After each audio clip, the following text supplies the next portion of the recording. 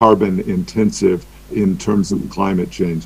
I think it's incumbent on the advanced economies to really address it directly and say we're going to produce more. Doing enough to mitigate climate change, do you think? I think so. You know, the World Bank is doing more than anyone else. For example, within our spending, we spend more than anyone else. It has, I think, been harmful to have criticism focus on the World Bank for not doing enough when it's the biggest actor within this space. And we have been able to grow both our spending, but also our impact much more than others.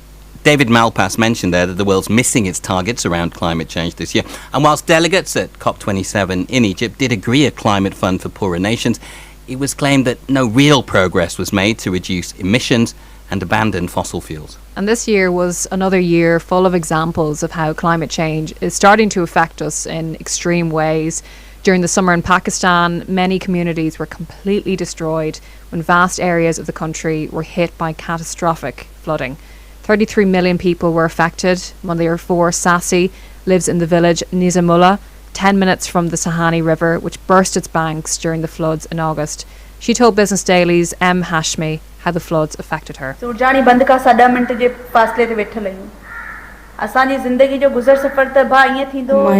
is Sasui and I'm living in the village Nizamullah.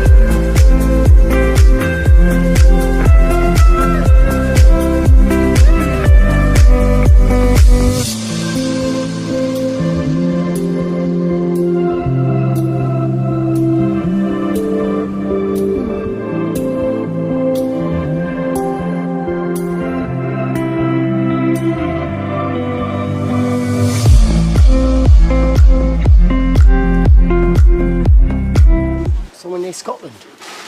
The founders say the decorations are for everyone and can be used to gently nudge difficult discussions. Some people find it daunting to have conversations about race and colour, but just by what you introduce into your household, whether it be the books that you read, the films you watch with your children, or even having diverse decorations on your tree, helps to facilitate that conversation about race and to normalise these in the household and for them not to feel like a novelty.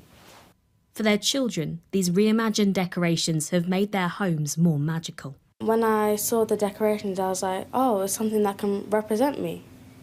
And it just really brought light to this house. The other day I went to a shop and we found a wrapping paper and it had mostly white people on, but one small black person on the bottom. So it feels nice to feel like that March Muses is here to support around us. Representation for all of us has come a long way, but now so many more can have a Christmas that feels more like them. Ashnar in Sky News in South London. Now, the Prime Minister Rishi Sunak has been speaking about the wave of winter strikes in the past few minutes, so let's hear what he said.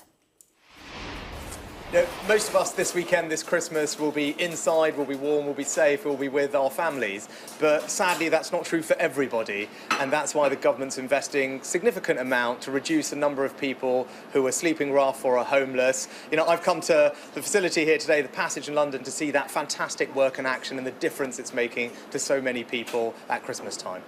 Now, I need to ask you about strikes. We've got Border Force strikes today, RMT strikes tomorrow. We've got the ambulance workers dialing up strikes next month. The question a lot of people have been asking is where have you been? Where have you been? So what I'd say is, first of all, I'm really sad and I'm disappointed about the disruption that is being caused to so many people's lives, particularly at Christmas time. When it comes to, let's be honest, it's a difficult question of setting public sector pay. The government has acted fairly and reasonably in accepting all the recommendations of the public sector pay review bodies. It's an independent process the government has listened to. I'd urge everybody who's travelling at the moment to just please check before you make your journey so you know what's happening. You're risking a dangerous escalation, though, aren't you? You're obviously trying to hold your nerve with the unions, but the fact that more strike dates have been announced is a sign of failure, right?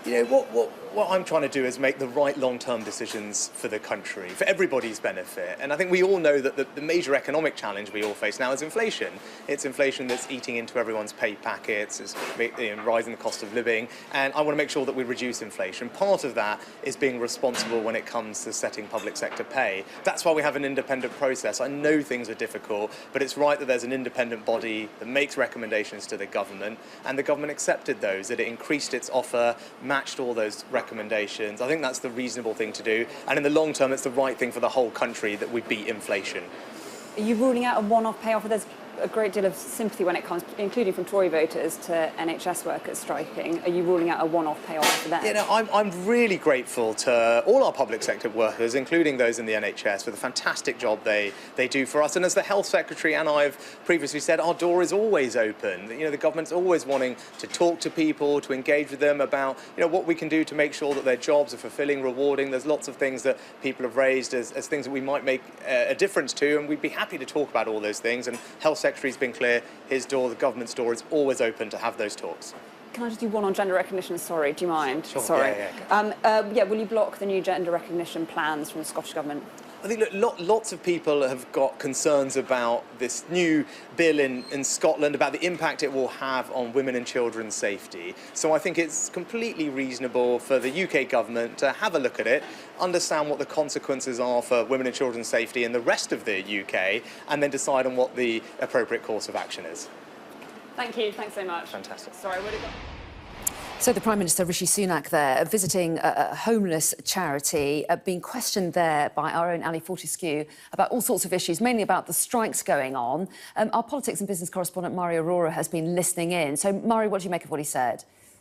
Well, I thought it was really interesting when Ali was asking him about that strike action. Now, he wasn't kind of committing to any concrete deals or ruling out any deals. So when Ali was asking him if he would commit to a kind of a concrete deal when it comes to NHS workers, specifically, considering we know there's lots of polling and so far the public support is still very much behind NHS workers and nurses, more so than perhaps train drivers and train workers and other striking workers. And I thought it was really interesting. He wouldn't rule that out. Therefore, we could potentially in the new year see maybe the government bounced into a position where they are essentially have to back down, kind of climb down that mountain, as it were, on NHS pay. But we'll have to see. I think Rishi Sunak very much keeping his powder dry there, trying not to give too much away. Now, he was there to announce this new funding for homelessness, and trying to show that, at a time when Christmas is so important and obviously people who are sleeping rough need as much support as possible. So trying to kind of have that positive headline, positive newsline there. But I think when it comes to the disruptions around the strike and therefore how that is ruining other people's Christmases, I think that is very much inescapable for Rishi Sunak. He said how he was sad and disappointed about the disruption. He said how it was very difficult. The question around public sector pay is very, very difficult, and the government has been fair and reasonable. He repeated that line we've heard from Steve Barclay, the Health Secretary, yesterday, saying the government's door is always open. Now, I don't know necessarily if the unions would necessarily see it that way. They may not agree on that, considering that the government has said they're not willing to have conversations about pay, and the nurses and NHS workers are specifically striking over pay.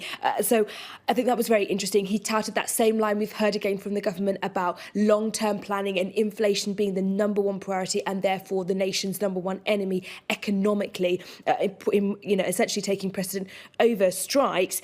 But I think the concerns around the strike action and the government being blamed for that. I think Rishi Sunak was very kind of keen to steer away from any specifics around any future pay deals. We don't know what might be coming in 2023, but as we know, ambulance workers have announced more strikes in the new year. We're expecting nurses at the RCN to announce more strike action also in the new year. So the real question now for Rishi Sunak is, can NHS workers, can health workers who do have the public support for now, can they end up backing him and his government into a corner with these strikes? And will Rishi Sunak end up having to back down earlier than he wants to? Obviously, we know there's that new pay review in April where potentially there could be a pay rise on the horizon. But if health workers aren't happy and continue to strike and continue to kind of cause disruption in the NHS and in the health sector, will the government end up having to back down quite to an extent, perhaps embarrassingly, when they're trying to show that they're tough on strikes in the new year? We'll just have to see. But so far, I think Rishi Sunak was really trying to keep his powder dry and try and kind of butt away the negative headlines around strikes and very much try and show that the government is being reasonable and fair and level-headed. Don't think the unions will see it that way. No, indeed. A really interesting one to watch, isn't it? Murray, thanks very much indeed. Now, the Deputy Governor of the Bank of England has warned that cryptocurrency trading is too dangerous to remain outside mainstream financial regulation. Sir John Cunliffe has told Sky News that the bank is considering new laws to regulate the casino of crypto trading to protect the wider financial system from potential shocks. He's been speaking to our business correspondent Paul Kelso, who has this special report. In a Victorian exhibition hall, a vision of the future. We're going to have autonomous driving, we're going to have much smarter infrastructure. Of digital engineering and of finance. Today we'll be talking about central bank digital currencies. And a new language of business. Web3, blockchain, decentralized ecosystem. Tamadoge is a play-to-earn coin on the Ethereum blockchain. This is the world of cryptocurrencies and blockchain. Innovations some believe will change the world by digitising human transactions. But there is a bug in this vision of digital nirvana. 2022 has seen collapsing crypto values and bankruptcies, culminating in the biggest collapse of all, FTX, the trading platform accused of one of the largest frauds in US financial history. Anything you'd like to say? This is Sam Bankman-Fried, the mainstream face of cryptocurrency, extradited from the Bahamas to the US, accused of massive embezzlement, and perhaps dragging cryptocurrency with him. It's a fall from grace almost as rapid as the rise of a young man who built a billion-dollar fortune and profile to match from almost nowhere. He was raised on the Stanford campus. He went to MIT. He had parents that were tenured professors at the Stanford Law School. He had gone on to Jane Street. And even though he had a quirkiness to him or a nerdiness to him, I think people found him relatively engaging and found him to be an upfront sort of guy. Bankman-Fried, known universally as SBF, made his first fortune from winning bets on Bitcoin and his second from founding FTX, a trading platform he said existed to fund his altruism. Do you have a sense of how much you've given away so far? It's a bit north of 100 million so far this year. But FTX was lavishly marketed with celebrity-laden advertising in primetime Super Bowl slots. You expect this court to do its business inside? We're not animals. We go outside like humans. It's FTX. It's a safe and easy way to get into crypto. Yeah, I don't think so.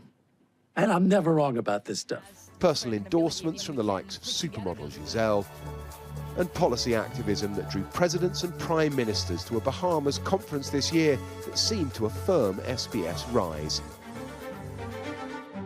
It was a profile and a platform built on the promise of crypto.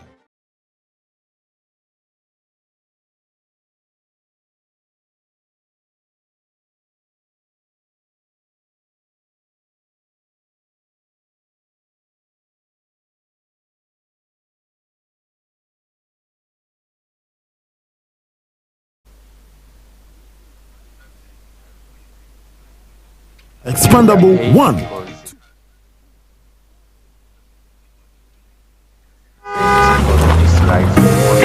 that move now this festive season to your new home address at GHS Housing Estate. From now to 31st January 2023, we are offering you an amazing 5% buyer's discount on all purchases on our expandable 1, 2, 3 and 4 bedroom detached homes at Cochrane Villa, Pokwase, just 5 minutes drive from the interchange. The Mayflower and the new Hazel Courts at Kuntusi, 20 minutes drive from Achimatamo. Beautiful homes in a serene and gated community with flexible payment plans available. Call us now on 0544 981. GHS Housing Estates. View it, love it, own it. Hi guys, this is your friend Uruj from SendWave. SendWave is a money transfer app that is used by people all over the world to send money to their loved ones in Africa. With SendWave, you can send money to Ghana, Nigeria, Kenya, Uganda, and Tanzania. And the best part is, SendWave is absolutely commission-free. Our exchange rates are excellent. You can see for yourself by checking them out on our website. So how do you use SendWave? SendWave is an app that you can download onto your phone from the App Store or Google Play Store. The app is free to download. After downloading it, just open the app and enter your name, email, and phone number. That's it. You're good to go. Make sure you use the promo code SR. S for Star, R for Radio. This promo code will give you £5 free credit to send to Africa on your first transaction. Your money will be delivered to your recipient within seconds. Feel free to call me on 0749 7377 647 at any time. I'll be happy to tell you all about SendWave and help you in any way I can. Remember to use the promo code SR for £5 free credit. Medasse. Hi everyone, it's your girl BB Clement, the author of How to Go From Employee to Entrepreneur and the host of your weekly business show, BB Means Business, the show where we discuss everything you ever wanted to know about business but you were afraid to ask. How do I start my business? How do I raise the finance? How do I grow my business? Where am I going to find my customers? Join me every Tuesday at 1:30 p.m. on Starr Radio UK to get all the information and tips that you need to become a successful entrepreneur and become financially free. Remember, don't let life dictate to you. Rather, put your signature on life.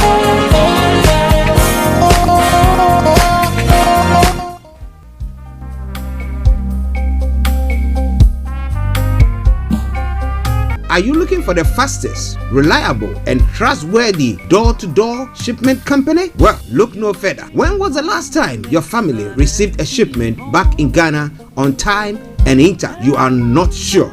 Well, Lamb Shippers, we pride ourselves with being the fastest, reliable, and trustworthy shippers you can use. You are assured of a prompt pickup anywhere in the UK by our personnel. They also make sure your items are well packaged to get to its destination in time. When it comes to door-to-door shipment, look no further.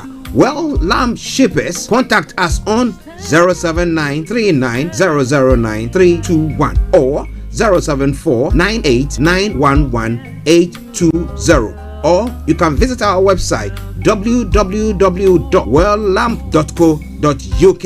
You can also drop us a mail, info@welllamp@gmail.com. Well Lamp Shippers, fast, reliable, and trustworthy.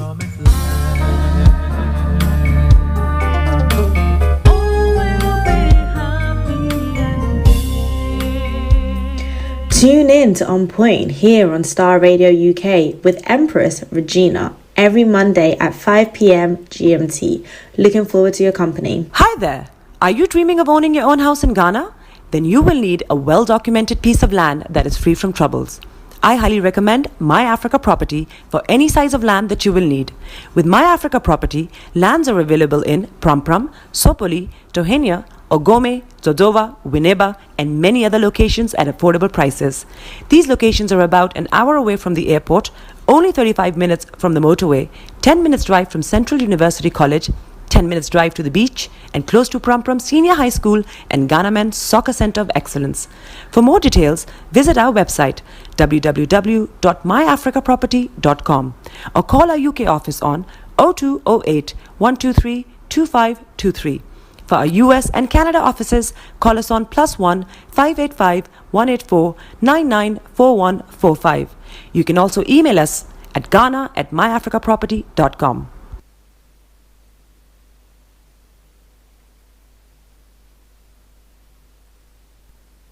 Live online. Turn it on. Turn it up. It's your man. Bekutu, show them you got the cocoa set. Ladies and gentlemen, it's your boy Harry Song, aka Mr. Songs. This is the Kingmaker Baba for the girls. We're here. This is Starr Radio. We don't go nowhere. UK, London. We they call them London for home. For here, we they call them London. And that's how you know. Just have fun. Hi there. This is CJ Buckman, your life coach. And whenever I'm in London, I listen to Starr Radio UK right here. But guess what? You can listen to wherever you are.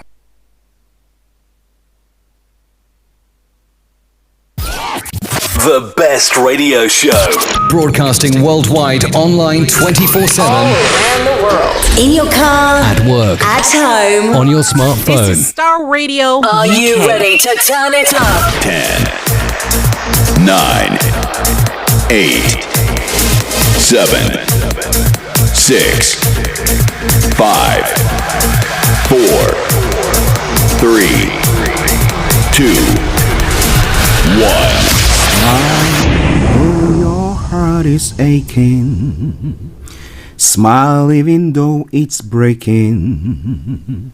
When there are clouds in the sky, you get by. If you smile through your fear and sorrow, smile and maybe tomorrow you find that life is still worthwhile if you just smile. Hey, this is Archie and you are listening to Starr Radio UK and the Morning Show.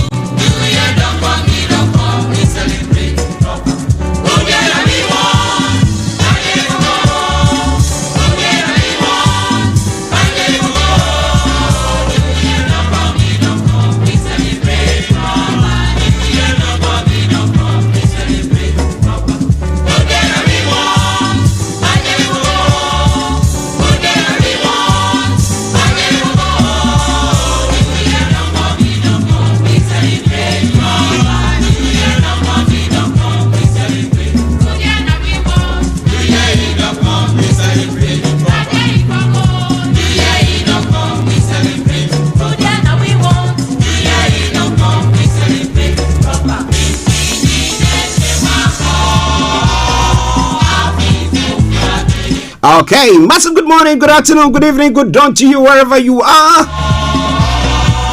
And a happy or Merry Christmas, whichever is appropriate to you.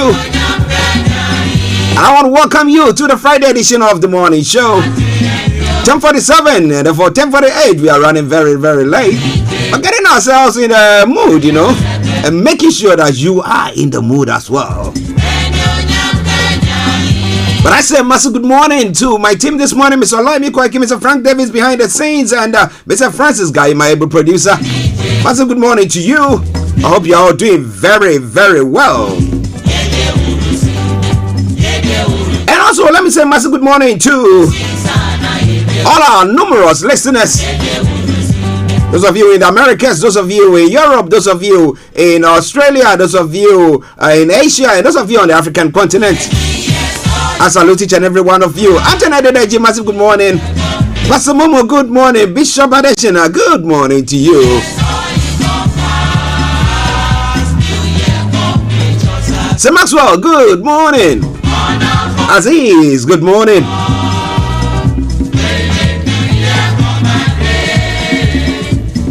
Moyua, massive good morning to you all.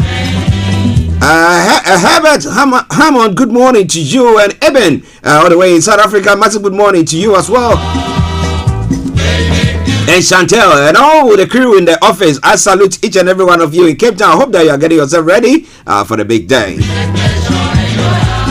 Okie dokie do. Mr. Dantebury, CEO of GIL Accountancy Services, our money man, massive good morning to you as well, to the family. All right, now let's crack on. This is a special program, winding down for the Christmas festivities, and those of you who are going to be traveling, yes. So the program will finish exactly at 12 o'clock.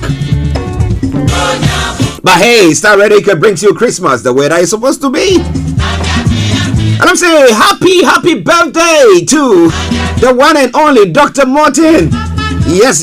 May God add up to you more wisdom, more money, more what? Good health and laughter in your mouth. Massive good morning to you all, and to every one of you celebrating any day, special day today. I salute each and every one of you. But share the broadcast with your friends and loved ones and invite them to like our pages.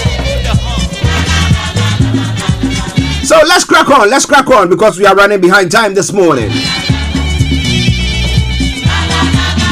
Now the quote for the day says, if we don't see things through the eyes of love, then we are more likely to have a distorted view of them. If we don't see things through the eyes of love, then we are more likely to have a distorted view of them.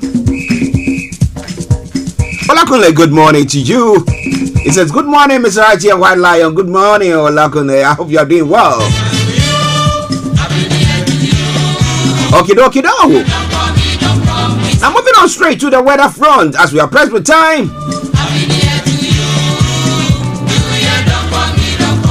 Now this afternoon will start dull and cloudy with spells of rain in places. Later on this will clear, not leaving drier and brighter conditions to end the day.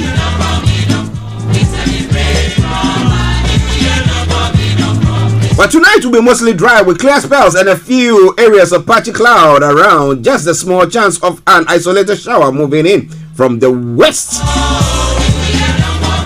for a time. Well, temperature is going to be 13 degrees, the lower is going to be 7 degrees, UV level is going to be low and pollution is going to be low as well. Sunset 15:54 and sunrise for tomorrow morning 08:05 hours. For Saturday, top of the temperature 12 degrees, the lowest 9 degrees, is going to be cloudy.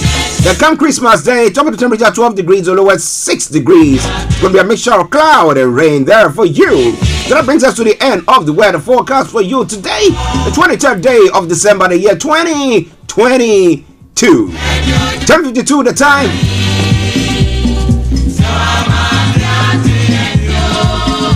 For those of you who are traveling this morning, let me bring you this tune and let's just go on the keep your eyes on the roads.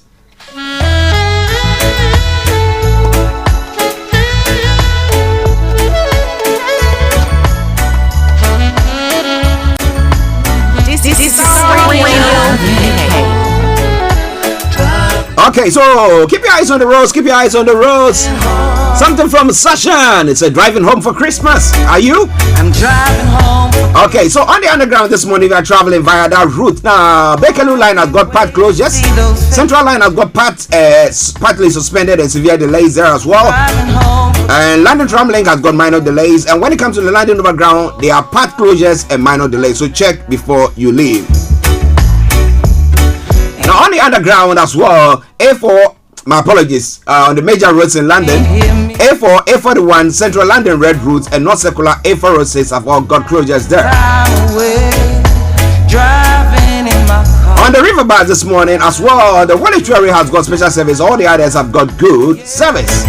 But keep your eyes on the roads and we'll keep you navigating. Now, the London cable car has got good service there as well.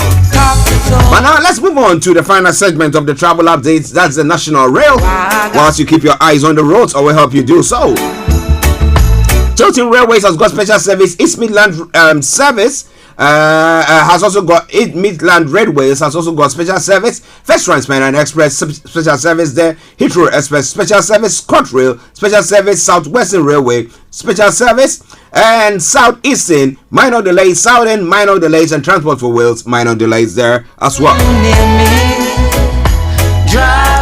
Well, that's what I would say. Good morning, good afternoon, good evening, good on to you wherever you might be on planet Earth. I hope you're enjoying your travel this morning. But you know what? Continue to keep those eyes on the road.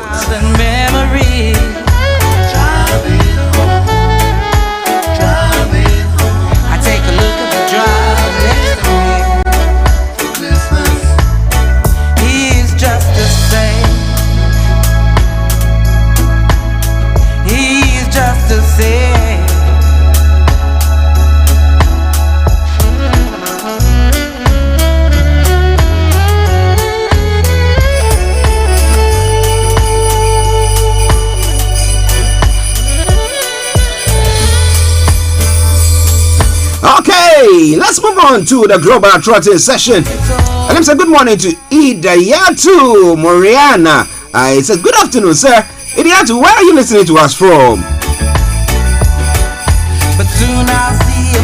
Okay, just so you know, massive good morning to you, all the Muscovites, or Russians. And to all my Ukrainian listeners as well, Dr. KJ, and all you wonderful people. Massive good morning to you.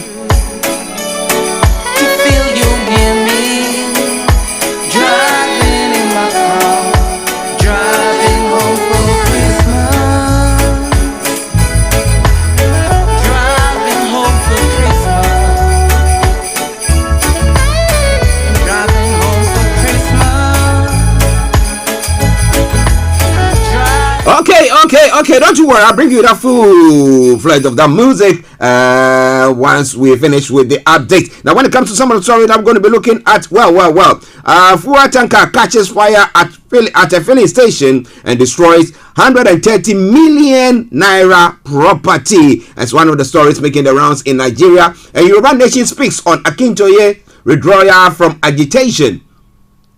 That's quite an interesting one. I just chanced on it. And we will bring you details on that. Mr. Olayomi Koiki will be telling you more on that. And Tinubu pledges to reposition Nigeria's economy and container falls on vehicles, killing bus driver in Sele in Lagos. Those are some of the stories in addition that we'll be bringing to your way. Okay, now let's move on straight to other African countries. The Suez Canal chief seeks to dispel fears over draft Egypt law. On Tuesday, the Egyptian parliament gave its approval in principle to a bill to create a Suez Canal fund, which will be able to carry out various repair works or adjustment to the place. Now, Ivory Coast defense calls for dismissal of case against 4 suspects in Grand Bassam attack as well. It is all coming your way from Starr Radio UK. In Ghana as well, Ghana rolls out visa on arrival for inbound travelers this Christmas. That's quite a good one. You don't need to bother yourself. So if you are still traveling, if you want to go, you can do so. You can do so. You can do so. So coming away from Starr Radio UK, your favorite African and Caribbean radio station in London, President Kufuor to reshuffle ministers, 3 to be sacked. That's what reports are saying. And then let me say good morning to my own friend. Okay, let me bring you his name. He is the the chief for Securities and Exchange Commission, Pastor. How come his name is eluded me? Don't you worry, I'll be bringing you his name pretty soon. Yes, Daniel Ogbami, because we call him Og. So yeah, Pastor Reverend Daniel Ogbami, who is the Director General of the Security and Exchange Commission. I said, staff of fund managers subject to abuse, the debt situation, and that's what he is saying there. But what do you think about all that? So coming your way from Starr Radio UK, it is your favorite African and Caribbean radio station in London.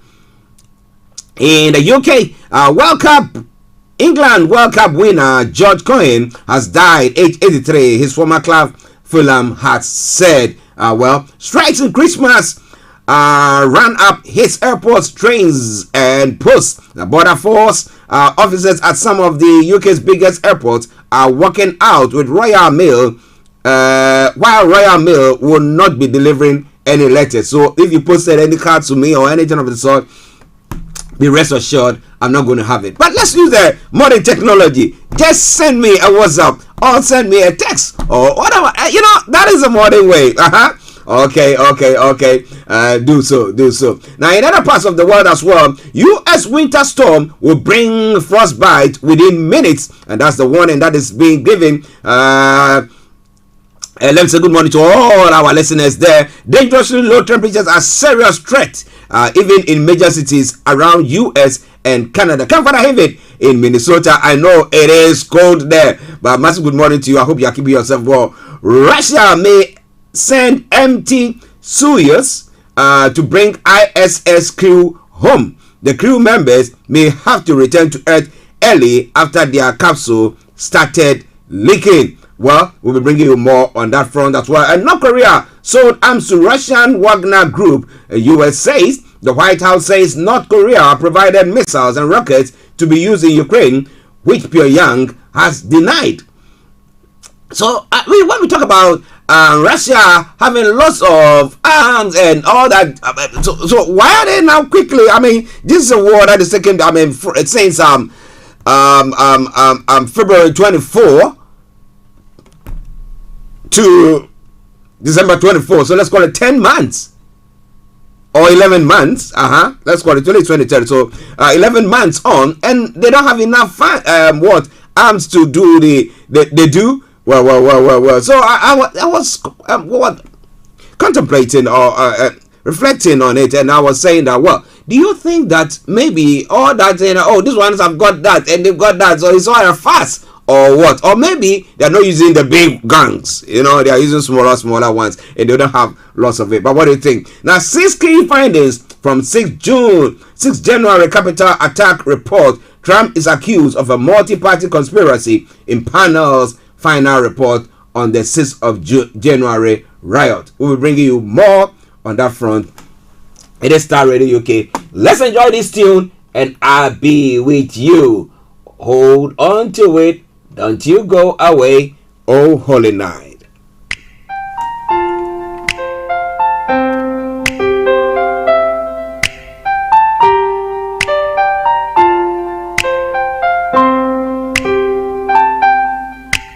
Oh, holy night, the stars are brightly shining.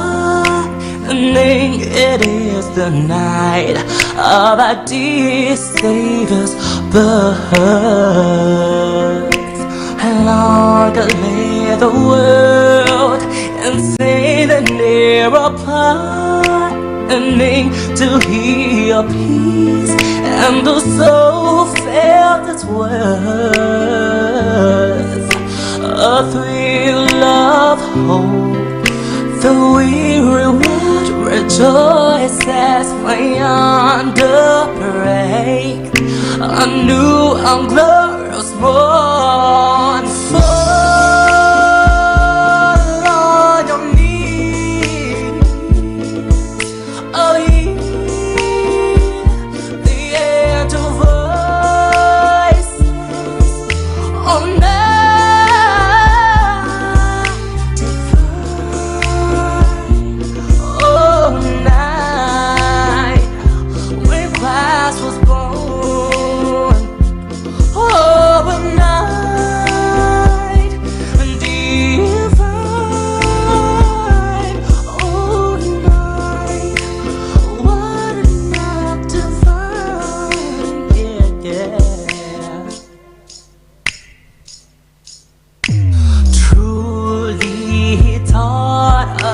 to love one another.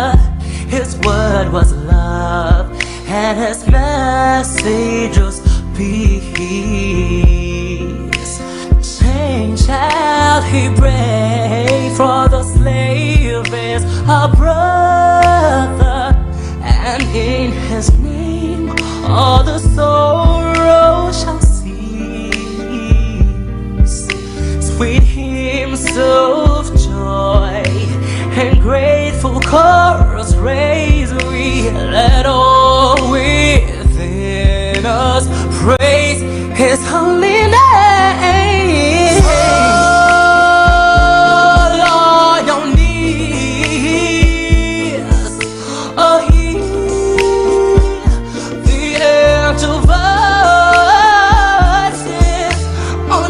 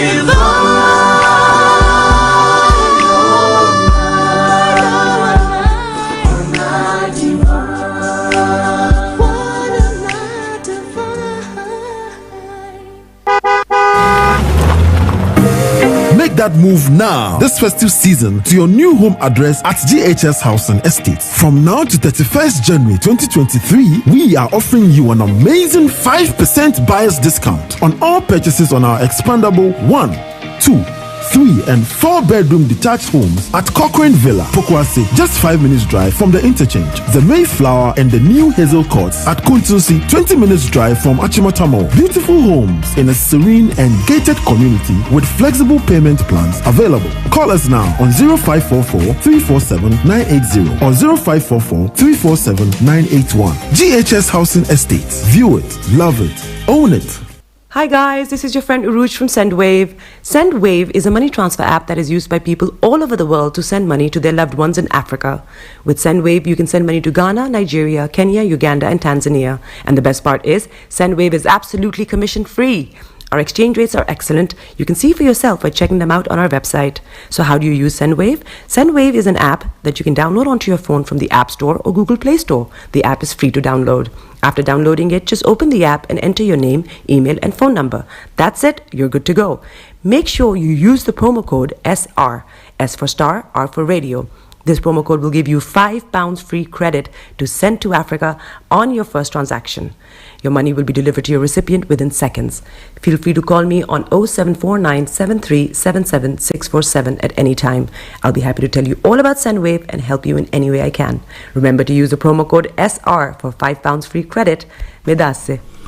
Okay, welcome back to the program. It is Starr Radio UK, your favorite African and Caribbean radio station in London, bringing the time now to 8 minutes past the top of the hour.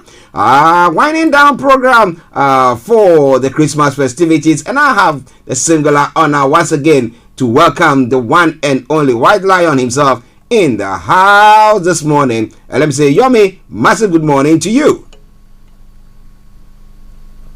Yomi, I can't hear you.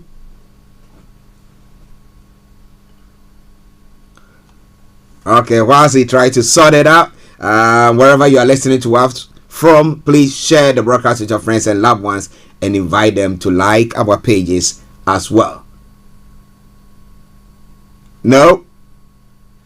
Now? Yeah, I can hear you now. A very good morning to you, Mr. Archie. Good morning to all our listeners and viewers, and happy season festival to those that are preparing for that festival mood. Good morning to all other presenters, and we're back again for the final part of as we go into the weekend, and it's a very important weekend for so many people across the globe. Welcome to those that have joined us on the sister broadcast, and welcome once again to Starr Radio UK, the finest African and Caribbean radio station in London. Yes, how are you doing and how is the family? Well, the family is doing very well, and likewise we are doing as good as usual, preparing for all eventualities as we continue, to review the end of the year, which is finally winding down after almost 365 days. I mean, there's a lot intake, when you look into the year, and I'm sure we will do that during our next Niger Voices, where we're going to take into consideration everything that has happened this year and what the year looks up to as we get into the 2023. Okay, listeners, Mr. Olayomi Koiki for you, and we are bringing you updates from Nigeria. Now, we'll come to the breaking news and that which is happening there. However, this morning, I've come across this story, and I don't know how true, for the sake of our listeners, because I know that most of them listening to us get clarity of what is happening. The Ilana Omo Odua Worldwide, the umbrella body of the Yoruba self-determination groups, on Friday said renowned historian Professor Banji Akintoye did not withdraw from the Yoruba nation agitation. In a statement signed by its General Secretary Tunde Amuzat and sent to some news networks, the group said the octogenarian only resigned as the helmsman of Ilana Omo Odua due to old age. In a quote, they said, we wish to state that the letter of resignation of Professor Banji Akintoye was very explicit and was without ambiguity. Baba never said he was withdrawing from the Yoruba nation agitation nor resigning his membership of IOOW, the statement said. Before you respond, let me acknowledge Bishop Adesina. My best regards from GGI Nigeria, Bishop Adesina Ministry, now GGI Yoruba Land. Well done, Bishop. I hope you are doing very well, and all best wishes to you. Yomi, now what's the reaction from the, because I know that you're a spokesperson for them, so you can throw more light on that, a bit of clarity there? Well, it is exactly what you have said, and I believe what happened is, yesterday, as the rally was going on in your state, we were also getting update from Benin Republic, where, as you all remember, Professor Banji Akintoye, the emeritus, have been there almost a year plus now, after the assassination attempt on the life of Chief Sunday Igboho and he eventually, traveled to Benin Republic, to stay with him. And yesterday, this release was actually twisted, by other mainstream media back in Nigeria, to whatever reason for that. And I listened to almost the 15-minute, we won't be able to play that, but in terms of what Professor himself said, during, a live broadcast to all the Yorubas around the world, he actually said he knew where that was coming from. Yes, he has actually, given the position to his deputy, to continue, the good job that, he has done, but not literally means that he has actually left the whole movement, which is exactly what was portrayed in the mainstream media, and exactly, the explanation, that he gave was, he's now looking to sit back and then continue to work behind the scene, but let allow, Professor Wale Adeniro to now take, the position of the, the chairmanship of the Ilana Omodua. Let's explain a little bit further. We do have Ilana Omodua that started the movement in 2019 after, quietly with some few individuals, they were able to register under the UNPO. The UNPO literally stands for the Unrepresented People Organization, and all that took place around 2019, and that actually led to so many Yorubas keen into, the realization of what is now being called the right to self-determination, which a lot of people never knew anything about. But again, it has always been the restructuring that a lot of us have been listening to, which hasn't come true. And eventually, Ilana Omodua, quickly expanded to different parts of the globe, with different chapters in America, in Canada, here in the United Kingdom, until, there was now some kind of fractions going on between Ilana Omodua, and there's been push, to try and push Baba Akintoye, the professor, out of these organizations, with different allegation against him, which cannot be verified, because I think the sinister is that there are some individuals and groups of people that wants to derail the movement.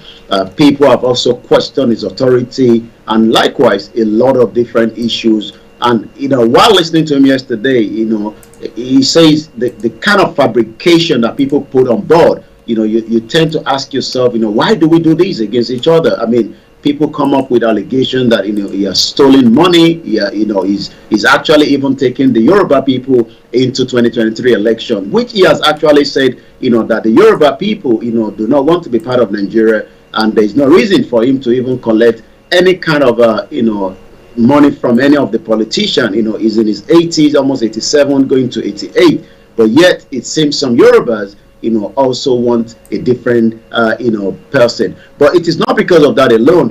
Again, we've got to remember, health-wise, and it's quite a very, old man that has stood, with millions of Yoruba people to say that the right to self-determination is the best option for the Yoruba people to exit Nigeria peacefully. So yesterday, as different mixed feelings around why, but he has actually said, he's giving it to somebody else that can manage it, just as he has started, the organization that he started himself.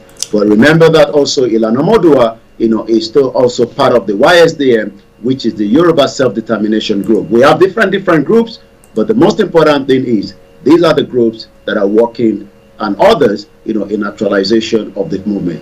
Okay, listeners, a bit of clarity for you. That's what we do. We make sure that every information that comes in, we give you the clarity, make sure we get the details or the background to it, and then give it to you so that you know exactly what you have to believe in. And if there's a platform that you have to believe what is said there, this is Starr Radio UK and Mr. Olayomi Koiki, the White Lion himself. All right then, so now it's gone, 60 minutes past the top of the hour, and now let's look at some of the other stories making the round. A fuel tanker catches fire at a filling station, destroys up to 130 million worth of a property. Yomi, we've seen this time and time and over, haven't we? Well, it is so painful to hear, this kind of, situation, as the fire tanker was happening in Abia State, which is, yesterday. Last week was almost the same thing that happened in your state, in Akpata bus stop, where a diesel tanker was running out of no control, eventually slamming into the street, and then multiple people were killed. Properties worth millions of naira was also damaged. And what could be the reason for this particular fire tanker catch at a filling station? The fire service said it had warned the fuel station owner to always discharge their product when the intensity of the sun heat is not high. So definitely it seems, from what the fire services are saying on the ground in Abia State is that, when you are going to be dispensing this particular highly flammable, product, maybe you should think about the factor of the African weather, which is extremely hot compared to here in UK. Remember that 33,000 liters of the premium petrol, spirit known as petrol, that caught the fire at Chabi filling station opposite Starr paper mill, Uwutakako Aba in Abia State yesterday, destroying property worth 130 million. And the question then is, what should these particular government be doing in terms of the state government to make sure that, when the fuel tankers are moving, the safety is there. Yesterday in Lagos State, multiple people were killed when a tanker that was carrying, a container rather, that was carrying, I think some alcohol, literally fell over, and the end result, multiple people were killed yesterday in Lagos State. This again is, safety is one of the key in the movement of, flammable, equipment, like that. Flammable stuff like that. But a worker with CHAB who pleaded, not to be mentioned, said the fire outbreak began at about 12 noon and lasted for almost 2 p.m. before it was eventually put down by the Abia State Fire Services. All right then, listeners, it is Starr Radio UK. We're bringing you everything that you need to know when it comes to the updates or what is happening in Nigeria this morning or yesterday. Okay, so now let's move on to some other stories making the rounds in Nigeria, and this time round looking at banditry once again. Bandits have killed a Chinese contractor in Zamfara. They were on their way to Maradun local government area of the state to assess some government projects, and they were abducted by what do you call them, bandits, and killed. The insecurity in Nigeria is not just in one particular state. The whole 36 states, including Abuja. Remember, the U.S. government actually evacuated, almost everything that belongs to them, apart from those that are their staff that are probably living in Nigeria, for safety. If this was happening, in the FCT Abuja, then, Zamfara State is just one more other state that have had this impact. And the word bandit is not, what, is the 10th word used in Nigeria, which, Alhaji Lai Mohammed, the Minister for Information, has actually told the Nigerian newspaper to talk about. But we do know that these are terrorists, and they're Fulani terrorists as well. What do we know? These are Chinese national. We have a lot of different foreign expatriates, working in different areas, in different projects. Remember, so some of the project, also means that, the foreign expatriate from those loan that is coming from China means that they will also have some of the expats that will be traveling with the loan, which is part of the agreement. But whether this Nigerian government gives them a lot of security, we do know, especially when you're a foreigner, you move with extra security. But that does not mean that, when death is coming, especially from a Fulani terrorist, then you will definitely be caught up. In Maradun local government area, the state police authority yesterday has now confirmed that, that in a statement that it was issued, that a large number of terrorists actually ambushed an Hilux vehicle conveying 2 Chinese nationals with their police personnel escort. Again, as a result of the unfortunate ambush, the victims sustained various degrees of gun wound and were rushed to the Federal Capital Center, Gwasu, for treatment. One of the victims, named Fan Yu, a male Chinese national, was later confirmed dead at the hospital. Wow, a sad one there, Listen to Starr Radio UK. And then let's talk about the Nnamdi Kanu. Detained IPOB leader Kanu raises alarm over secret arrests, detention of members, killings in southeast Nigeria by security agencies. Now we know that they've been doing some operations and some stuff in the southeast, arresting people, and one of the renowned lawyers did say that it wasn't even members of the IPOP who were setting fire to the INEC offices, but that is the security agency. So as we say, give a dog a bad name and hang it. So they just try to do that and then arrest them and incarcerate them. So how substantial is what the statement that Nnamdi Kanu has made today? Well, the federal government, kidnapped and rendition Nnamdi Kanu back, from Kenya, with some of the Biafra that sold him out eventually, to the government, as well. But it seems that, in as much as he's still in the DSS custody, the court has actually asked, for him to be released, but the federal government is still adamant that, Nnamdi Kanu belongs to them and is going nowhere. And that means that Nnamdi Kanu remains, still in the hands of the federal government. The question then now is, as a lot of people are asking, is just as Nnamdi Kanu is concerned, a lot of the Igbo people, or those are asking, what actually is it that the federal government have turned southeast of Nigeria into a war zone? And the only reason is the Biafra agitation that are also clamoring and asking for their right to self-determination. And this has literally brought a lot of question, that even the international community, are looking into it, but they're not doing as much as possible. And Nnamdi Kanu, yesterday, and I was aware that, he's always getting a visitation from some of his legal advisor. The leader of the indigenous people of Biafra, Nnamdi Kanu, has now raised an alarm over the secret arrest, detention of his supporters in various detention facility, army barracks across the country. Quite a lot of concern there, but it seems that, as the Biafra also saying that, without the release of Nnamdi Kanu, remember the last week we were actually talking about, some of their, supporters that were coming out in protest against, his incarceration by the federal government. But as we do know, the DSS, continue to hold him there. But, in that statement, Nnamdi Kanu says, saying that the Southeastern should appreciate at this junction that we are in a very serious situation, and is also demanding a total change in narrative. Once again, this is Starr Radio UK. It is your finest African and Caribbean radio station in London. I'll come back again to you now in the studio, Mr. Archie. Yes, but have they made any declaration as well yet?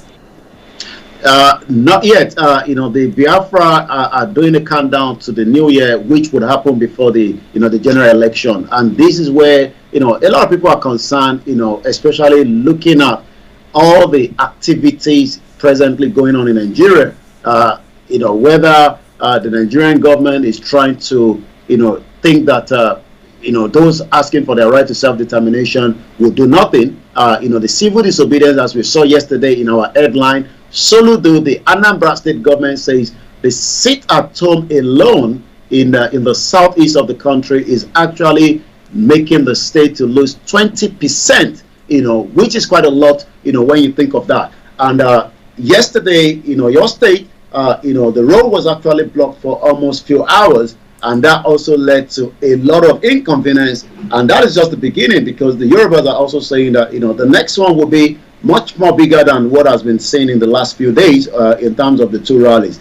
But the question then is, as the 2023 goes in, the Biafra are not saying Nnamdi Kanu being released. The government is adamant, and there's still uncertainty going on in the southeast part of Nigeria today. And as we all asked all the time, are we going to witness a 2023 with all this uncertainty, the terrorists, the insecurity, and yet the government says election will go ahead, even though there's still imminent to coup in Nigeria.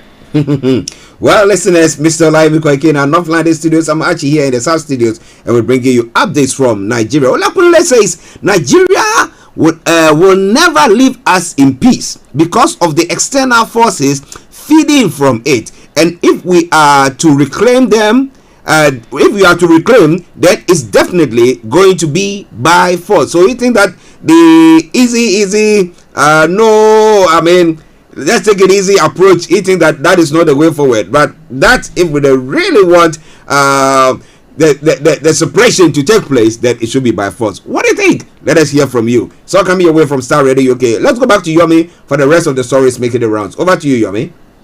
Thank you so much. As we now go into some of the other headline, Friday, the 23rd of December 2022, there is still so much, to look into when it comes to this particular map, which a lot of people are now saying this map needs to be dissolved as quickly as possible. The flooding, Nigeria Meteorological Agency blames the state government, for not doing enough. Most of the state in the southeast, in the coming into Koiki state, we witnessed heavy rain and flooding across for not relocating people in time after warning, and the devastating effect. I've never witnessed any such, in the history of, looking into some of the flooding in Nigeria. NIMET has said that some state government did not relocate people on time to high ground after they were adequately and timely warned about the impending crisis. The Nigeria Meteorological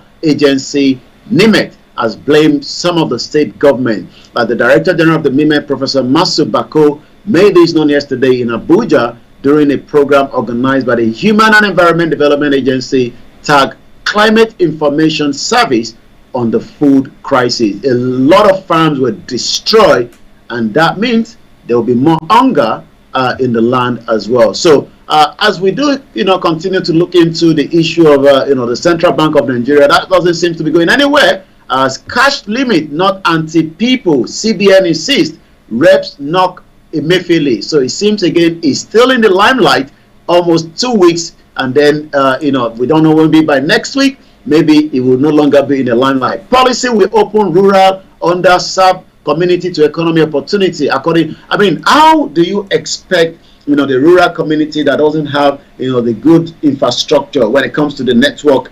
Because if you're going to tell people to do transfer from bank to bank, pay money through, if you're buying things online, let's remember that a lot of our people in the northeast, in the southeast, in the middle belt, in the southwest, do not have enough, money to even buy, a smartphone. Not to talk about, the little one that they have, you have to go into your neighbor to charge it. Apex Bank orders 500 million pieces of the new note, says the nation is ready for a cashless economy. Emefiele flouting the CBN Act policy, ill-timed and irresponsible, the lawmakers and the ex-ADC chairman. The Central Bank of Nigeria yesterday defended the cash withdrawal limit policy, insisting that it was not tagged at the vulnerable people. Let us remember that 130 million Nigerians today are still under what we can call, abject poverty. Let's take a look at more headline, and that will take us straight to the social media at exactly 11:30. Federal government may reintroduce telecom tax in 2023. That's coming from the finance minister as well. While we will reform civil service accord, is also coming from the headline this morning. Quite more as we go into the Christmas and the New Year holiday. These are the advice coming from the the Nigerian government as well. The federal government has declared 26, 27 of December 2022 as the public holiday to mark Christmas and the Boxing Day. This is coming from the announcement from the Minister of Interior, Raufu Aregbesola, in a statement issued by the Permanent Secretary in the Ministry, Dr. Shuaibu Bagori, on Thursday in Abuja. Also, the Minister also facilitated Christians and all Nigerians at home and in diaspora on the Christmas and the New Year celebration. But as Nigerians are preparing for that, there's still more, when it comes to, those that are still asking for the right to self-determination. Yesterday was a very, important outing for the Yoruba people as more Yorubas continue to demand the right to self-determination. The whole Oyota was completely, almost on a total lockdown, with the banners, with the, with the flags, with the celebration. people travel from different parts, to witness, yesterday. And some of the images that we saw, we don't use gas, we only use kerosene, and the prices have gone up. The excitement was there.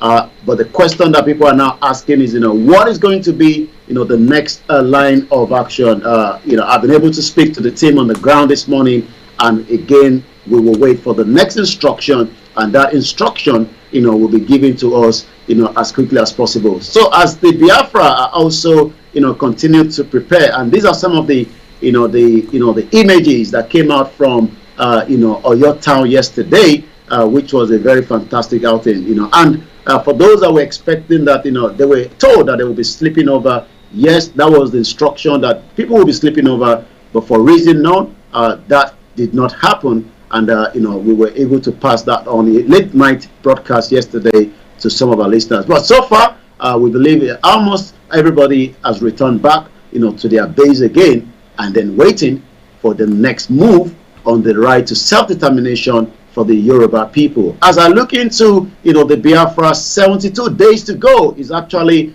coming from, the Biafra as well, in terms of their right to self-determination as well. So quite a lot of push, is being prepared, into the next couple of days, and as the message is coming, 72 days to go home. So we hope that the international community will continue to focus on some of the situation on the ground. Let's look at Bashiru Mustafa this morning. We should all rise up together and fight for what belongs to us. Self-defense is our God-given right, and nobody can stop us on that. Hashtag say no to 2023 election. Hashtag end Nigeria now. Hashtag think Yoruba first. Hashtag Yoruba nation now. Let's take a look at more of what is happening. The Lagos state is actually banning the use of fireworks.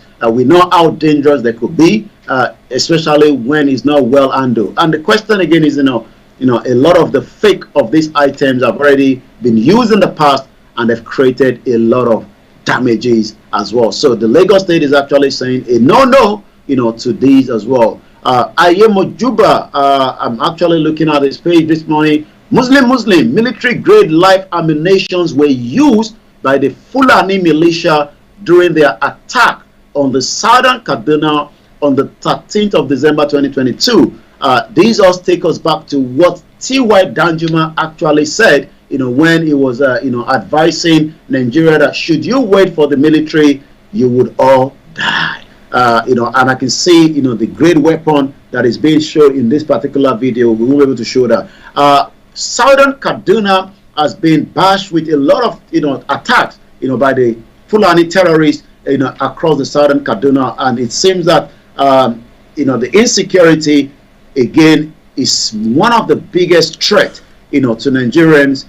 This year, even last year was not as much as this. We've witnessed carnage, farmers killed, people being kidnapped, and their military barracks being, invaded by the same Fulani terrorists that the government says they're doing everything to neutralize them as well.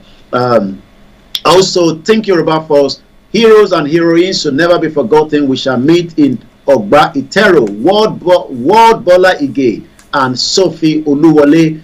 Bola Ige, was the, the Minister for Justice during the former President Olusegun Obasanjo that was killed. Until date, nobody knows what actually led to the death of this particular individual. So let's take a look at, what are the major things trending. We've looked at the Kaduna, Southern Kaduna is actually trending this morning, but also Muslim is also trending. I guess that is linking, Bola Tinubu and Shetima, in this campaign for their election as well.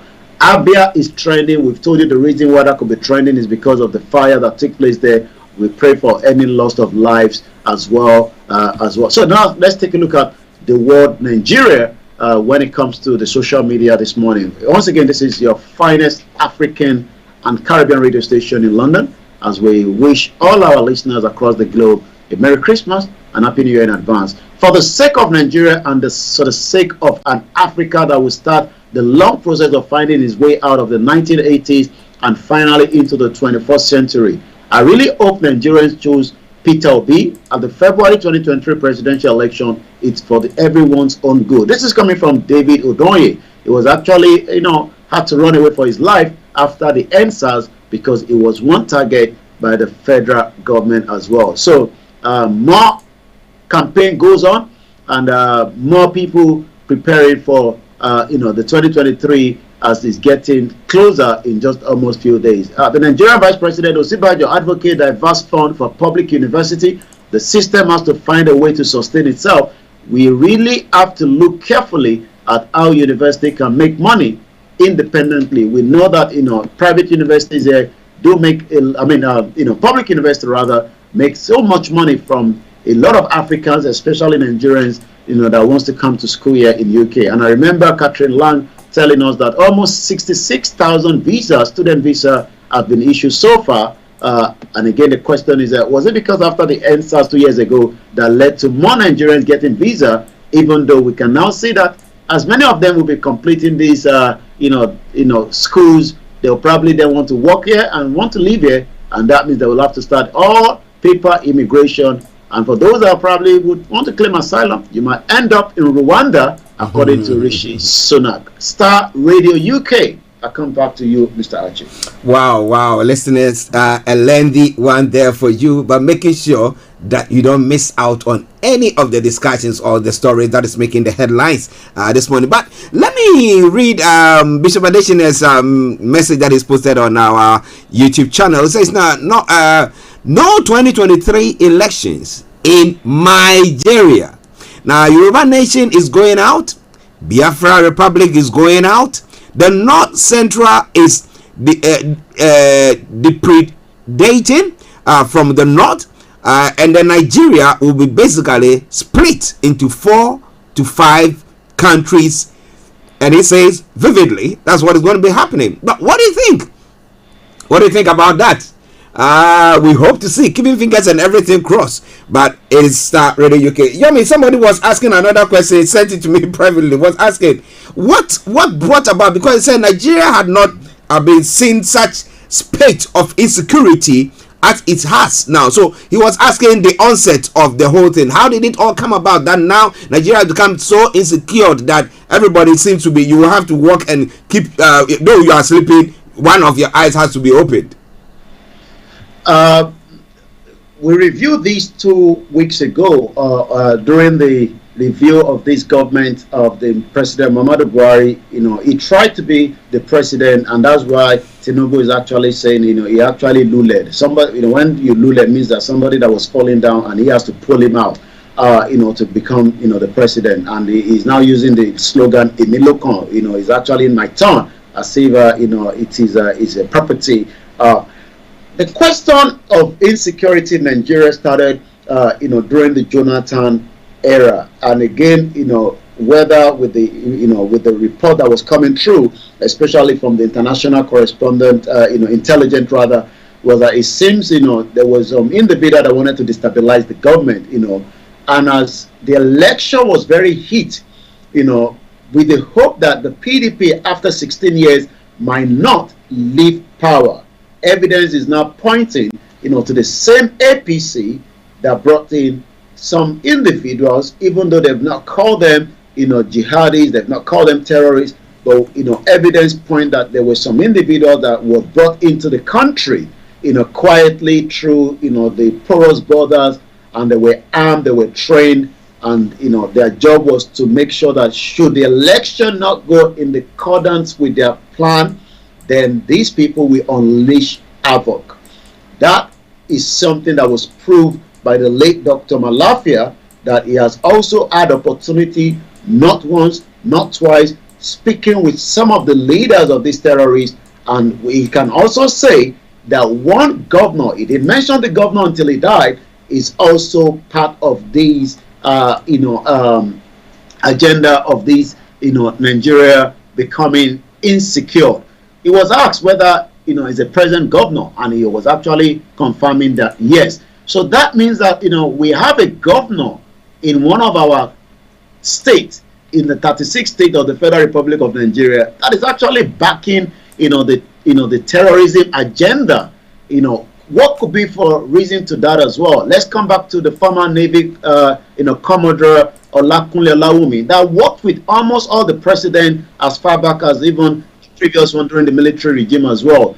And he also says there are some individuals in this government that they have actually interrogated for involving terrorism, and they are still in the government. And yet, it seems also that the country, there's some agenda to Islamize Nigeria. He actually said this, in a live mainstream media in Nigeria. The insecurity has now spat across after the government eventually got the power. Jonathan didn't resist. He actually congratulated Buhari, and the reason for that is he said he didn't want a bloodbath on the ground. But already now, those that were brought in have now refused to go, because how do we know that?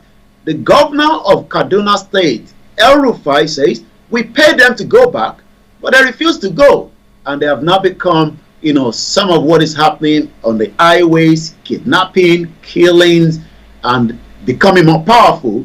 That they have now even had the audacity, the gall to go into the Nigerian Defense Academy. I mean, if the military can have the gall to go into the Nigerian Defense Academy, this is where Chief Sunday Igboho says we can't allow people to be killed in our community. Let's flush them out. Let the government do something. They refused to, and eventually the government tagged him, the other way around, as the bad man in the game of protecting his people against the insecurity. That led to invasion of his house. 2 people were killed. 12 people were moved out. They were tortured for months until they were eventually released. And Chief Sunday Igboho eventually left the country. On his way to Germany, there was an intel on him. The federal government was looking for him. He was stopped in Benin Republic, and the rest goes on. And then going back to the southeast, the ESN says since the government is not able to protect us, we will form our own security outfit, not to attack the security personnel, but to go into the bush and look for those that were not allowing their loved ones to go into the farm and do farming. So the question of how did we get here is the question now is all the money involved in making life secure for Nigeria by all the security heads. The question then is, where is the fund? We're talking about millions of dollars that have now been siphoned. The former most military chief of army staff, Buratai, is now the ambassador to Nigeria in Benin Republic. After finger has been pointed with him, but all he says is, I make money from selling snake poison. Interesting. But well, listeners, like I said, if you want clarity, this is the place to be. You want information that is being detailed, this is where you're supposed to be, because it is Starr Radio UK. And Yomi, it's been quite a very wonderful beginning of the year to now. Today, once we break today, we'll be back on the 28th. We'll be back on the 28th. It will be a Wednesday, and we'll tell you that in the evening as well, we are going to bring you Niger Voices. So we're going to pile up, we're going to vamp up everything and bring it your way, and then we can actually look at the whole year 2022 and how it's impacted you and whoever, wherever you are listening to us from, but especially from Nigeria, from Ghana, and from the countries that we hail from. Yomi, before we go. Well, on behalf of myself and the team, I wish you a Merry Christmas and a Happy New Year. I'll be back, like Archie said, on Wednesday next week. As we're going into the weekend, it is a weekend to be vigilant, especially those back in Nigeria. If you're travel in groups of people if possible, and also make sure that the vehicle is well maintained. For those of us here in UK, remember that our loved ones back home will not have enough to eat. And if you can send that last £10 to them to just get something to eat, please do so, and there'll be a wasteful resources that we have here. My name is Olayomi Koiki, and I say thank you so much. It's been a very great year, but the year has not ended. We'll be back next week for the last part of this segment of the year. Bye for now. Bye. Okay, thank you very much, Mr. Olayomi Koiki. Yes, I'm going to bring you some special Christmas tune, a Yoruba carol classic. I'm going to bring that one your way to say Merry Christmas to you all. So stay tuned, don't you go away. Enjoy this tune.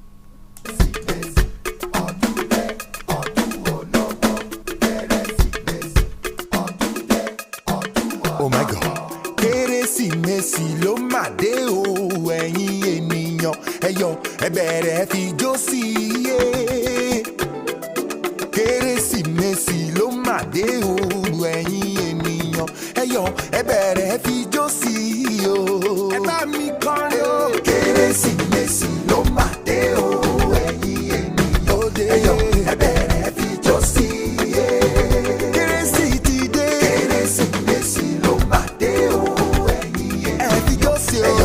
Ẹ bẹ̀rẹ̀ fi jó sí i o. Ẹ fi jó sí i. Ẹ yọ̀, ẹ bẹ̀rẹ̀ fi jó sí i. Ẹ yọ̀, ẹ bẹ̀rẹ̀ fi jó sí i o. Ẹ yọ̀, ẹ bẹ̀rẹ̀ fi jó sí i. Ẹ yọ̀, ẹ bẹ̀rẹ̀. Ẹ yọ̀, ẹ bẹ̀rẹ̀ fi jó sí i. Ẹ yọ̀, ẹ bẹ̀rẹ̀ fi jó sí i o. Ẹ yọ̀, ẹ bẹ̀rẹ̀ fi jó sí i o. Kérésìmesì, Kérésìmesì dé, Kérésìmesì dé, ó máa dé o. Àbí olùgbàlà kan fún wa. Àbí olùgbàlà kan fún wa. Ìlú Bethlehem. Inside the Bethlehem o. Ẹni tí ó jọba yẹn. Ayérayé. Àwa sì ti rí ìràwọ̀ rẹ̀ láwọ̀ sánmọ̀. Àwa sì wá láti mú ẹ̀bùn. Láti mú ẹ̀bùn yeye. Ọba tàbí lónìí. Ó dáná. Ẹlú agogo. Kérésìmesì. Ẹlú agogo. Oh my God. Ẹlú agogo. Olùgbàládé o. Ẹlú agogo. Come on, let's ring the bell now. Ẹlú agogo. Yeah. Kérésìmesì. Ẹlú agogo. Ẹlú agogo. Ẹlú agogo. Olùgbàládé o. Ẹlú agogo. Come on and go. Oh, àwọn áńgẹ́lì tó ń kọrin wọ́n lọ gbọ́ ògbọ́. Àwọn áńgẹ́lì tó ń kọrin. Kí ló ń kọ?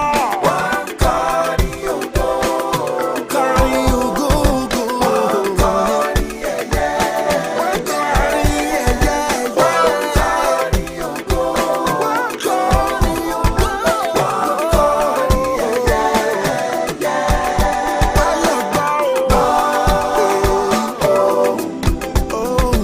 Àwọn áńgẹ́lì tó ń kọrin. Wọ́n sọ wípé ìjà dópin, ogun sì tán. Olùgbàlà jagun mọ́lú. Orin ayọ̀ la ó máa kọ. Hallelujah. Ìjà dópin, ogun sì tán. Olùgbàlà jagun mọ́lú. Orin ayọ̀ la ó máa kọ. Hallelujah.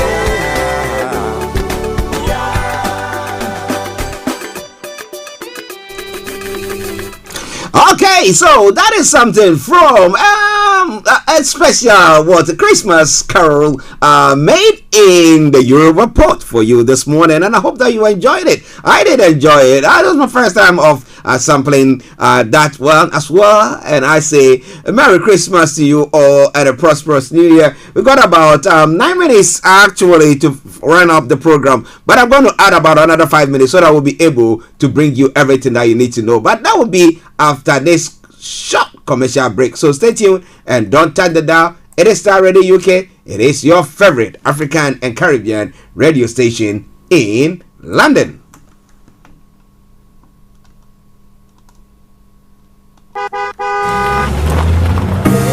Make that move now, this festive season, to your new home address at GHS Housing Estate. From now to 31st January 2023, we are offering you an amazing 5% buyer's discount on all purchases on our expandable 1, 2, 3 and 4 bedroom detached homes at Cochrane Villa, Pokwase, just 5 minutes drive from the interchange. The Mayflower and the new Hazel Courts at Kuntusi, 20 minutes drive from Achimotamo. Beautiful homes in a serene and gated community with flexible payment plans available. Call us now on 0544 347 980 or 0544 347 981. GHS Housing Estates. View it, love it, own it.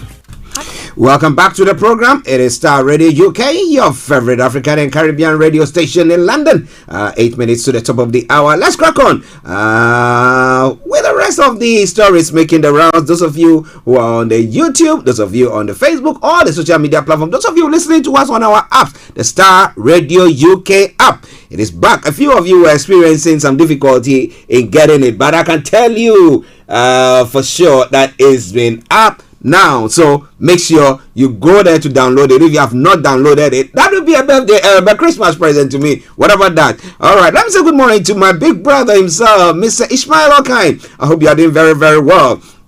And then to the one and only the staff and management all of GHS Housing Limited in Ghana. And the boss lady herself, Janet Okai. Good morning to you all. I hope that you are all doing very, very well and all geared up and ready for the big day. Some of us have not done our deeds, so you know, we'll see what to do. All right, but stay tuned. Don't you go away. Starr Radio UK. Now a quick one. Now the Suez Canal chief seeks to dispel fears over draft Egypt law, and that pertains to the head of Suez Canal Authority, Osama Rabi, assured Thursday that the strategic maritime passage was not for sale following concerns raised in Egypt by a draft law under discussion in Parliament. The Suez Canal, which sees a passage of about 10% of the world maritime trade and represents one of the first sources of currency for Cairo, represents a true national symbol. On Tuesday, the Egyptian parliament gave its approval in principle to a bill to create a Suez Canal fund, which will be able to carry out various economic activities such as the creation of investment companies and the purchase, sale, lease, issue of bonds. What to alarm the public opinion, which fears the sovereignty of Egypt on the canal is questioned, while the country is strangled by a foreign debt of $150 billion and has already devalued its currency by 57% since March. So people are of the view that they're trying to actually sell that one out, or yes, to private entities to see to that. But what do you think? So come your way from Starr Radio UK. Now, in the Ivory Coast, well, a defense lawyer in the trial of the 2016 machine gun assault on a beach resort in Ivory Coast that killed 19 people on Thursday, urged the prosecution to produce evidence of the guilt of the accused after a state prosecutor demanded a life sentence for the 4 defendants present at a trial. Now, Eric Saki, defense lawyer for the accused, argued for the dismissal of the case against the accused in Ivory Coast's deadliest jihadist attack. Now, you noted during the debate that we conducted that there were defendants who had been dismissed. That is to say, they should not have even been brought before the criminal court, but they ended up before the criminal court. Why did this happen? He asked. We were therefore obliged to say, on the basis of the provisions of Article 237 of the Code of Criminal Procedure, that certain defendants therefore benefited from the partial dismissal.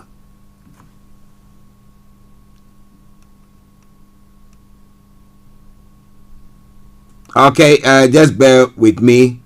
Just bear with me.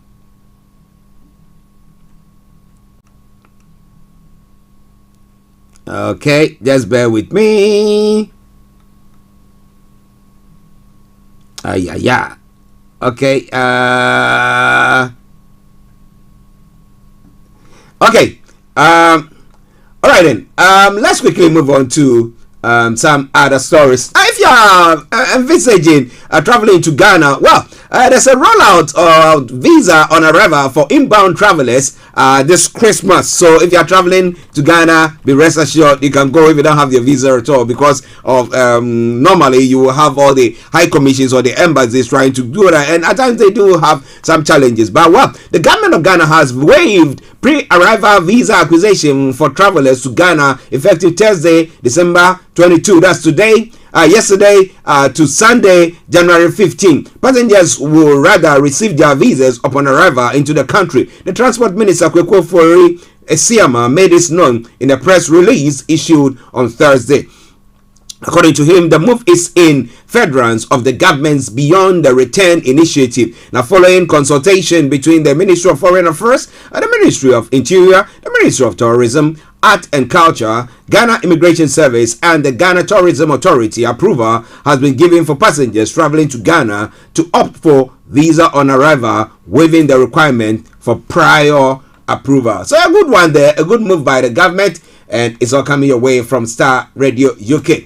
The unintended consequences of the downward spiral of the domestic financial market has been verbal abuse and sustained threats of physical attacks on agents of institutions operating in the space, particularly fund management entities. With prices of debt instruments falling, the Securities and Exchange Commission issued a directive for fund managers to adopt the mark-to-market valuation approach for their portfolios, with the aim of ensuring a fair and transparent playing field so that both investors and operators are protected. This has resulted in some losses for customers seeking to liquidate their investments at current market prices. Furthermore, activity on the secondary market ground to a standstill following the announcement of the domestic debt exchange program. As such, fund managers are unable to meet redemption requests. And those are some of the stories making the rounds there. With customers still agitated over losses from their financial sector cleanup, some have resorted to menacing behavior in a note to stakeholders on its decision for its staff to work remotely for an extended period from December, that was yesterday, 2022, until January 10, 2023. Leading investment houses DataBank said it has to ensure the well-being of its staff. So even DataBank has to tell its workers to work from home, because people are thinking that you are the ones who squandered the money. Many of our clients have tried to be patient with us as we wait for government to provide liquidity. For this, we are extremely grateful. However, there are several clients who have felt the need to abuse our staff physically and verbally, and also threaten their lives as well as their families. As such, we have no choice but to move to a work from home option, the statement has read. Well, it's quite an interesting one there. Quite an interesting one. Wow. So when the BNFT contacted the DataBank Group Chief Marketing Officer Gillian Hammer, she said, while no incident of actual bodily harm had been recorded, the work from home policy is the most prudent action to take until there is more clarity on the state of affairs. Is it because the finance minister has got some links, or he owns that company? Is it because of that? Wow. It is Starr Radio UK. It is your favorite African and Caribbean radio station in London. All right then.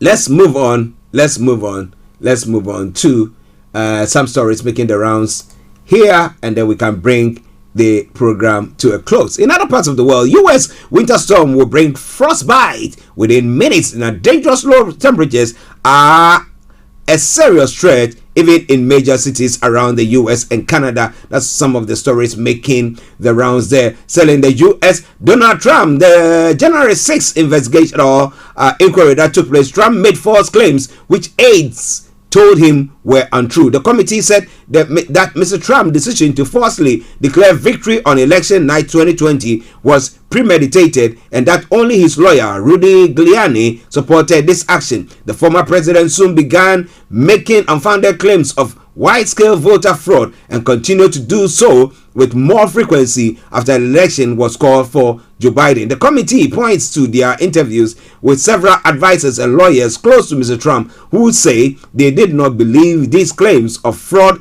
or could find no evidence of the phenomenon. Now, most notable among those voices was the former Attorney General William Barr, who told the committee during a deposition, I made it clear that I did not agree with the idea of saying the election was stolen and putting out this stuff, which I told the president was expletive. Now, the president continued to sow election conspiracies over the coming weeks, though top Trump administration officials testified they informed him the claim were not true. Well, so Donald Trump is accused of multi-part conspiracy over 6th January attacks, one of the stories making the rounds in other parts of the world. Now, interestingly, Russia may send empty Soyuz to bring ISS crew home. Now, Russia's space agency says it is considering sending an empty spacecraft to the International Space Station to bring home 3 crew members ahead of schedule after their Soyuz capsule started leaking. Now, Roscosmos and NASA said it was unclear how the external radiator on the spacecraft sustained a tiny puncture. They have ruled out the impact of a meteor. The leak started as 2 cosmonauts were preparing for a routine spacewalk. A decision is yet to be made about how exactly the 3 crew members will be brought back to Earth. The most likely option is to send another Soyuz spacecraft to collect them. A less likely option is sending them home in the leaky capsule without most of its coolant, which regulates temperatures inside the crew compartment of the spacecraft. The vehicle, known as MS-22, flew Russian cosmonauts Dmitry Petelin and Sergei Prokopiev, as well as NASA astronaut Frank Rubio, to the station in September. So how are they going to come back? Will they fly back in the damaged spacecraft? Or will they send a new one up there to get them down? Wow. We're monitoring it very, very closely. I don't know how or what their families will be going through now. But some way, somehow, they will come home. And let's continue to keep praying for them. Okay?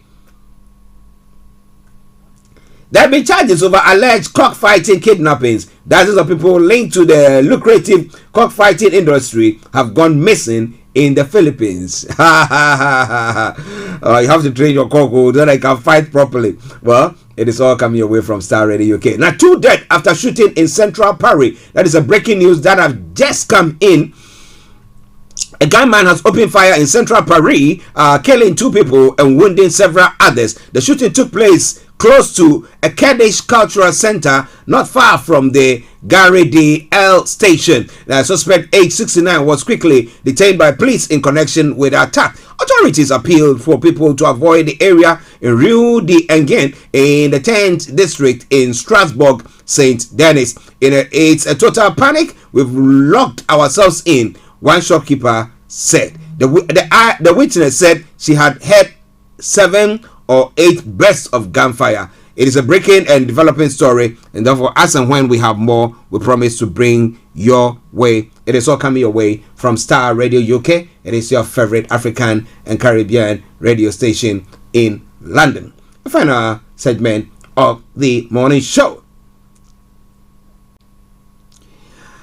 Now, fresh strikes have been announced by nurses once again. Nurses will go on strike again on the 18th and 19th of January in England unless pay talks are open, the Royal College of Nursing has said nurses at more hospitals trust than before will be involved in the strike action in the new year, the union has said. Meanwhile, the GMB union has called off a second day of ambulance strikes planned in England and Wales for the 28th December, but it announced a new coordinated walkout on the 11th of January. Now, 2 days of nurses' strikes were held in England and Wales and Northern Ireland on the 15th and the 20th of December, involving more than 21,000 nursing staff. Pat Cullen, head of the RCN, said the union had been left with no choice but to arrange January strikes. Well. And then we know that the Immigration Service has also embarked on a strike. Strikes by the Border Force staff at UK airports could go on for months unless the government enters talks over pay. The head of the PCS union has said, Mark Sawatka has said the union had a mandate for walkouts up until May. The Prime Minister Rishi Sunak said he was sad about disruption caused by strikes, but said he had acted fairly and reasonably over public sector pay. The thousands of travellers arriving in the UK have been told to expect delay over Christmas as border staff walk out. Congestion and delay on major roads is expected as the Christmas getaway begins. The AA and RAC motoring group said that Friday will be the busiest day on the roads this week, with an estimated 16.9 million journeys being made across the UK. Are you one of them embarking on that journey? My goodness, get yourself geared in, get yourself ready, and let's make a move. All right then. So on that note, once again, let me say thank you very much for tuning in to listen to us today. It's been a pleasure coming your way. Unfortunately, we'll not be bringing you the money hour today because we know people are doing their lastminute.com. Lastminute.com, last minute shopping and all sorts there. So we want you to have a very, very lovely, jubbly Christmas wherever you are. And as we said, we announced earlier on, we'll be back on 28th. That is Wednesday. Next week, Wednesday, we are going to be back. And I promise you that we're going to bring you the morning show. And we'll also be bringing you the Niger voices and all that you'll be missing out. So wherever you are, stay tuned. Don't you go away. But let me sign out with a song that I'm falling in love with. One made in the Ghanaian port this time round, and it is from a group known as what? Nkwampa? Is that it? All right then. Good soup or good sauce, whatever, however you want to term it. But that will be after this commercial break. Stay tuned and don't you go away.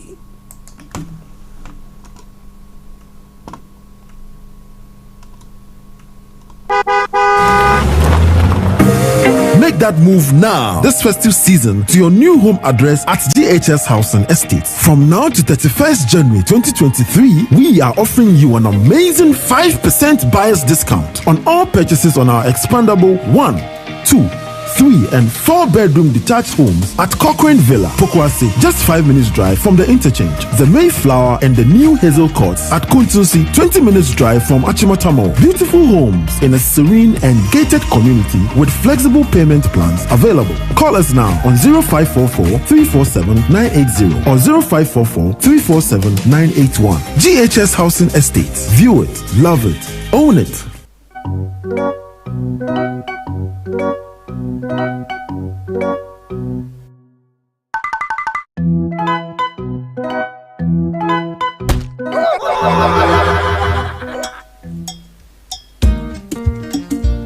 This is Starr Radio UK. Thanks for listening.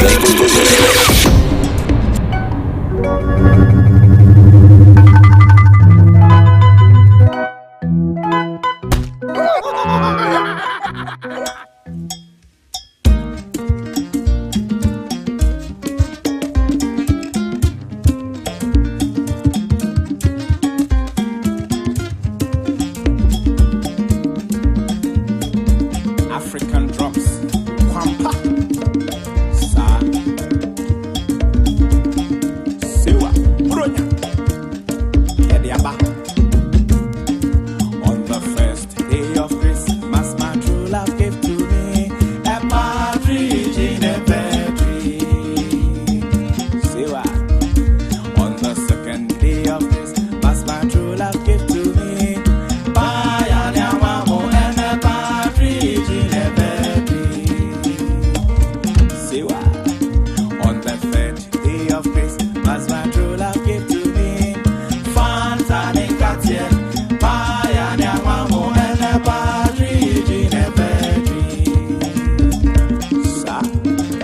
On the fourth day of Christmas, my true love gave to me God on your website, Fanta and Katia.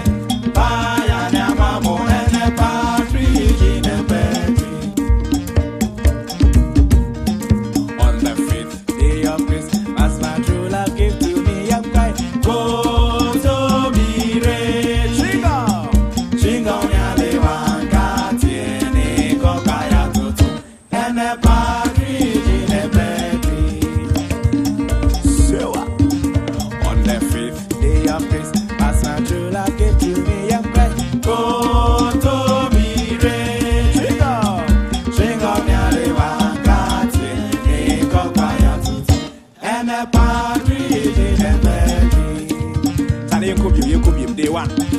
On the first day of Christmas, my true love gave to me a partridge in a pear tree. On the second day of Christmas, my true love gave to me Bayanyamamo and a partridge in a pear tree. Sewa. On the third day of Christmas, my true love gave to me Fanta and Katia. Bayanyamamo and a partridge in a pear tree. On the fourth day of Christmas, my true love gave to me God on your website, Fanta and Katia. Bayanyamamo and a partridge in a pear tree. Day 5. On the fifth day of Christmas, my true love gave to me a cry. Go to me, Chingo. Chingo, Nyalewa, Katiene, Kokaya, Tutu, and a partridge in a pear tree. Day 5. On the fifth day of Christmas, my true love gave to me a cry. Go to me, Chingo. Chingo, Nyalewa, Katiene, Kokaya, Tutu, and a partridge in a pear tree. Every year. On the fifth day of Christmas, my true love gave to me a cry. Go to me, Chingo. Chingo, Nyalewa, Katiene, Kokaya, Tutu, and a partridge in a pear.